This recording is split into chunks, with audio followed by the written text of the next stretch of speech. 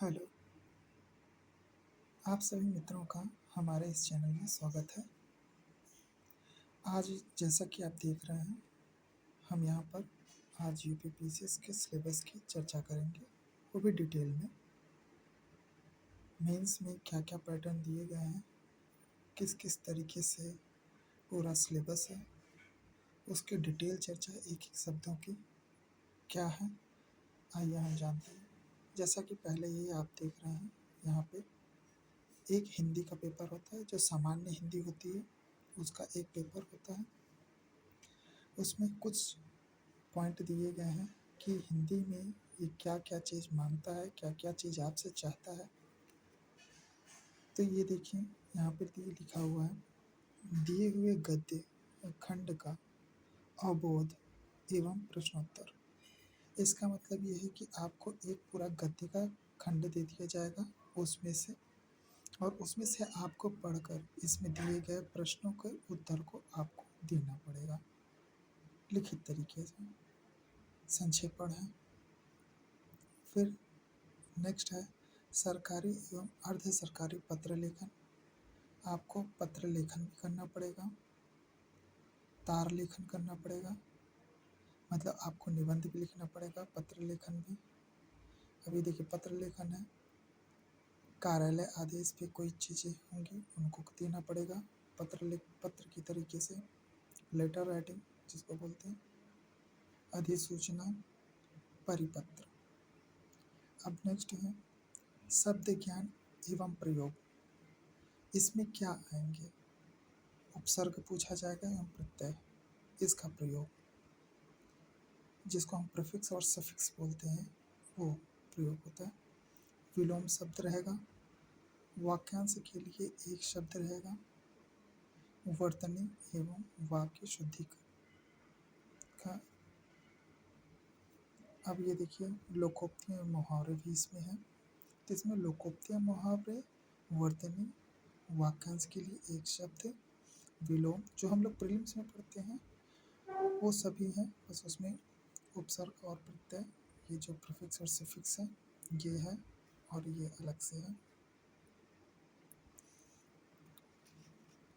संक्षेपण का मतलब ये हो गया कि आपको जो गद्य दिया रहेगा, एक गद्य, उसका आप सारांश, एक तरह से सारांश लिखिए, किस तरह से होगा। आप आगे आइए देखते हैं। तो ये हमारा एक पेपर ये है। अब आगे निबंध का पेपर है, एक निबंध का पेपर आता है पूरा। अब निबंध के पेपर में देखते हैं क्या क्या आता है। इसी में आता है, हिंदी में ही आता है निबंध का पेपर। अब निबंध के पेपर में क्या क्या देते हैं ये देखिए, यहाँ पे प्रत्येक खंड से एक एक विषय पर 700 शब्दों में, कितने शब्दों में, यहाँ 700 शब्द हैं, 700 शब्दों में निबंध लिखना है। प्रत्येक खंड में 50-50 अंक का होगा। ये कितने अंक का होगा, 50 का होगा, ये 50 अंकों का होगा। 3 खंड से लिखने हैं हमें, 50-50 अंक का होगा, यानी 150 का सब होगा टोटल। इस खंड का है, खंड खा है, गा, 3 खंड हैं दिए गए हैं। और देखिए, इस खंड में 3-3 टॉपिक दिए गए हैं। 3 टॉपिक में से एक एक निबंध आएंगे। 3 टॉपिक ये हैं, 3 टॉपिक ये हैं। अब कोई भी इन टॉपिक में से आप निबंध अपने चुन सकते हैं। क्या है, पहला साहित्य और संस्कृति के क्षेत्र से आएगा। साहित्य के बारे में दे दिया, संस्कृति के बारे में दे दिया, एक सामाजिक क्षेत्र के बारे में आएगा, एक राजनीतिक क्षेत्र के बारे में। खंड खा से, अब इन तीनों में से कोई एक के बारे में आप लिख सकते हैं। कोई एक क्षेत्र को चुनना है, केवल एक निबंध इधर से, एक निबंध यहाँ से, खंड खा से एक निबंध यहाँ से। तो एक, अब दूसरा क्या आ गया यहाँ पे, विज्ञान, पर्यावरण और प्रौद्योगिकी, ये हो गया। आर्थिक क्षेत्र हो गया, कृषि, उद्योग एवं व्यापार। खंड का से क्या आएगा, राष्ट्रीय एवं अंतर्राष्ट्रीय घटनाक्रम। दूसरा क्या है इसमें, प्राकृतिक आपदाएं, भूस्खलन, भूकंप, बाढ़, सूखा, जो हम ज्योग्राफी में पढ़ते हैं। ये हमारा टॉपिक ज्योग्राफी के ऑप्शनल में भी है और ज्योग्राफी में भी है। तो आप ये जो सारी चीज़ें पढ़ते हैं, वहाँ से भी ये एक निबंध के रूप में आपसे विस्तृत जानकारी चाहता है। राष्ट्र विकास योजनाएं यानी योजनाओं और परियोजनाओं पर, जितने हमारे क्षेत्र में योजना और परियोजना चल रही हैं उनके बारे में क्या है, क्या दिया गया है, उसके बारे में ये निबंध में डिटेल में पूछता है 700 शब्दों में। और इसका भी 50 अंक का ये है। अब आगे चलते हैं। ये पूरा देखिए, हम पूरा आप लोगों के लिए पूरा डिटेल में बना के रखे हैं, इसके बारे में भी चर्चा करेंगे। लेकिन अभी जीएस फर्स्ट पे आते हैं। जीएस फर्स्ट देखिए, जीएस फर्स्ट में कुल 17 टॉपिक हैं। 17 टॉपिक में देखिए, पहला हो गया, केवल हमारे पे ये दिया रहता है जीएस फर्स्ट में क्या है, भारतीय विकास और संस्कृति, विश्व का इतिहास एवं भूगोल और समाज, बस इतना ही दिया रहता है। इतने सिलेबस में आप समझ नहीं पाते हम लोग कि क्या है इसमें, क्या क्या और पूछेगा। तो कुल टोटल 17 टॉपिक से पूछता है। अब वो टॉपिक वाइज हम आपको बताते हैं क्या है। देखिए, पहले टॉपिक में आते हैं, भारतीय संस्कृति के इतिहास में प्राचीन काल से, कहाँ से, प्राचीन काल, पहली चीज़ प्राचीन काल से आधुनिक काल तक, प्राचीन काल से आधुनिक काल तक के क्या कला प्रारूप, साहित्य एवं वास्तुकला, कला प्रारूप जितने भी साहित्य मिले हैं और वास्तुकलाएं के महत्वपूर्ण पहलू शामिल होंगे। तो उनके महत्वपूर्ण पहलू में सिर्फ ऐसे पूछता है कि कहाँ से मिली, क्या है क्या नहीं, उसके बारे में एक क्वेश्चन पूछेगा आपसे और आपको उसके डिटेल में आंसर देना होगा 150 शब्दों में। इस तरह के शब्दों में आपको देना पड़ेगा। दूसरा आ गया टॉपिक, आधुनिक भारतीय इतिहास कब से कब तक का है, 1757 से लेकर 1947 तक की क्या उसमें महत्वपूर्ण घटनाएं, 57 से लेकर 47 तक, 1757 से लेकर 47 तक, 1947 तक की है महत्वपूर्ण घटनाएं, व्यक्तित्व और समस्याएं, क्या समस्याएं रही, कौन कौन से व्यक्तित्व रहे जो लीड किए हैं और उनकी महत्वपूर्ण घटनाएं क्या क्या रही। अब आते हैं तीसरे पॉइंट पर, स्वतंत्रता संग्राम है। इसमें विभिन्न चरण हैं जो 1 2 3 चरण करके दिए गए हैं स्वतंत्रता संग्राम में हमारे, जब हम मॉडर्न हिस्ट्री पढ़ते हैं। और देश के विभिन्न भागों से इसमें अपना योगदान देने वाले महत्वपूर्ण व्यक्ति जो योगदान दिए हैं स्वतंत्रता संग्राम में, वो महत्वपूर्ण व्यक्ति और उनका योगदान, कि वो व्यक्ति क्या रहे, कौन है और उनका योगदान क्या रहा है, वो सब चीज़ें इसमें पूछता है। क्वेश्चन दे दिया, आपको डिटेल में आंसर देना होगा। स्वतंत्रता के पश्चात देश के अंदर, देखिए स्वतंत्रता के बाद देश के अंदर एकीकरण और पुनर्गठन, तो आज़ादी के बाद भारत है उसमें ये चीज़ें मिलती हैं कि स्वतंत्रता के बाद क्या क्या हुआ, पूरा भारत को कैसे एक किया गया, जो अलग अलग प्रांतों और खंडों में विभाजित थे उनको कैसे किया गया, अब उनका पुनर्गठन, सारी चीज़ें, औद्योगिक नीति कैसे आई, सारी चीज़ें ये इसमें पूरा आप क्वेश्चन पूछेगा तो आपको बताना पड़ेगा क्या है क्या नहीं। अब नेक्स्ट आते हैं, पांचवा पॉइंट देखिए, विश्व के इतिहास में, विश्व का इतिहास पूछ रहा है, भारत का नहीं, विश्व के इतिहास में 18वीं सदी से 20वीं सदी के मध्य तक की घटनाएं, 18वीं सदी से 20वीं सदी के मध्य तक की घटनाएं, जैसे भी दे दिया इसमें क्या, फ्रांसीसी क्रांति 1789 89 तक के हैं, औद्योगिक क्रांति है, ये देखिए जो एकीकरण हुआ भारत का, पुनर्गठन हुआ, उसके बाद जो औद्योगिक क्रांति आई जो उसी समय में आ रही थी, औद्योगिक क्रांति पूरे विश्व में चल रही थी, उसके बारे में दिया गया है। और भारत उस समय किस स्थिति में था, क्या कर रहा था, उसके बारे में ये पूरा दिया गया है। उसके बाद भारत ने कैसे किया, अपने आप को कैसे विकसित किया, उसके बारे।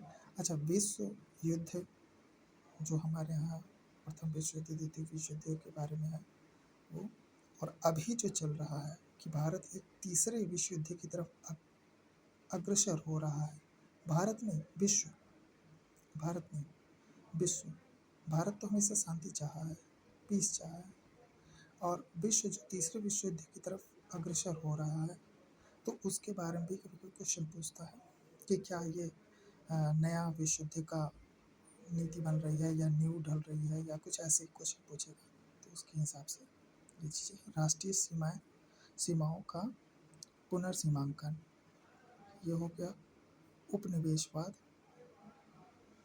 उपनिवेशवाद की समाप्ति, राजनीतिक दर्शन शास्त्र जैसे साम्यवाद, पूंजीवाद, समाजवाद, नाजीवाद, फांसीवाद इत्यादि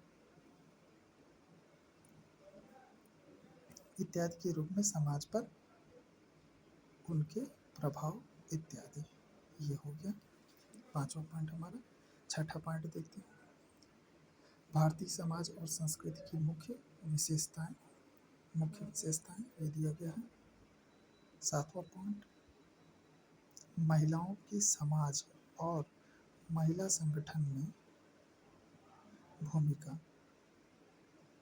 जनसंख्या तथा संबद्ध समस्याएं, गरीबी और विकासात्मक विषय, शहरीकरण, उनकी समस्याएं, उनके रक्षोपाय मतलब रक्षा करने के उपाय, ये पूरा आपको देना पड़ेगा। आगे आते हैं, अभी इसमें 17 पॉइंट है ना, तो ये 8वां पॉइंट देखिए। 8वां पॉइंट क्या है, उदारीकरण, निजीकरण और वैश्वीकरण का अभिप्राय और उनका भारतीय समाज के अर्थव्यवस्था, राज्य व्यवस्था और समाज संरचना पर प्रभाव, ये दिया गया है। नौवां पॉइंट है, सामाजिक सशक्तिकरण, सांप्रदायिकता, क्षेत्रवाद और धर्मनिरपेक्षता, ये 9वां पॉइंट है हमारा। 10वां पॉइंट देखिए, 10वां पॉइंट क्या कह रहा है, विश्व के प्रमुख प्राकृतिक संसाधनों का वितरण, ये इसमें दिया गया। और प्राकृतिक संसाधन जैसे जल, मिट्टी, वन, दक्षिण एवं दक्षिण पूर्व एशिया में भारत के विशेष संदर्भ में, अब भारत के विशेष संदर्भ में क्या, दक्षिण और दक्षिण पूर्व एशिया के संबंध में आपसे पूछेगा। और इसी में 11 पॉइंट देखिए, 11वां क्या क्या है, भौतिक भूगोल की प्रमुख विशेषताएं, भूकंप, सुनामी, ज्वालामुखी क्रियाएं, चक्रवात, समुद्री जलधाराएं, पवन, वायु के बारे में एवं हिम सरिता, इनके बारे में। 12वां पॉइंट क्या है, भारत के सामुद्रिक संसाधन एवं उनकी संभाव्यता, इसके बारे में दिया गया। 13 पॉइंट क्या है, मानव प्रवास। मानव प्रवास में क्या दिया गया, विश्व की शरणार्थी समस्याएं, जो अभी शरणार्थियों के बारे में हो रहा था, वो शरणार्थी समस्याएं, तो ये पूरे विश्व में चल रहा है, तो उसके बारे में आपसे पूछेगा। तो उसमें भारत भी इंक्लूड है, जो चीज़ें विश्व में बोलेगा तो उसको भारत को भी इंक्लूड करके लेना पड़ेगा। जैसे विश्व का इतिहास, तो इसका मतलब भारत भी उसमें इंक्लूडेड है। तो भारत का इतिहास बोलेगा तो सिर्फ भारत का होता है, जो विश्व का बोलेगा तो विश्व में भारत भी इंक्लूडेड है, इसलिए। तो समस्याएं का हो गया, तो भारत भी इसमें हो गया, और उपमहाद्वीप के संदर्भ में, ठीक है। 14वां देखिए, सीमांत एवं सीमाएं। सीमांत और सीमाओं पे क्वेश्चन अक्सर पूछ लेता है, एक एक करके क्वेश्चन पूछता है। भारत उपमहाद्वीप के संदर्भ में 15वां है, जनसंख्या एवं अधिवास। अब इसमें देखिए, प्रकार एवं प्रतिरूप, नगरीकरण, स्मार्ट नगर और स्मार्ट ग्राम, ये सब चीज़ें इसमें दिया गया है। स्मार्ट नगर, स्मार्ट ग्राम, ये भी दिया गया है। जो अभी हमारे लोग का स्मार्ट सिटी के बारे में एक बार क्वेश्चन पूछ लिया था, अभी 2 साल पहले का, स्मार्ट सिटी के लिए, तो उसी तरीके से ये डिटेल में क्वेश्चन पूछ लेता है। 16वां पॉइंट दिया गया है, यूपी का विशेष ज्ञान।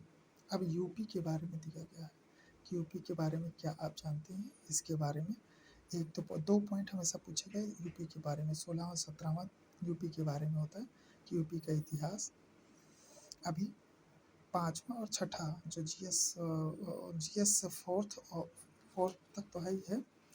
तो आगे का जो जीएस जोड़ दिया गया है, जो ऑप्शनल हटा के जोड़ा गया है, वो यूपी के लिए तो है ही है, लेकिन इसमें भी यूपी के लिए डाल देता है।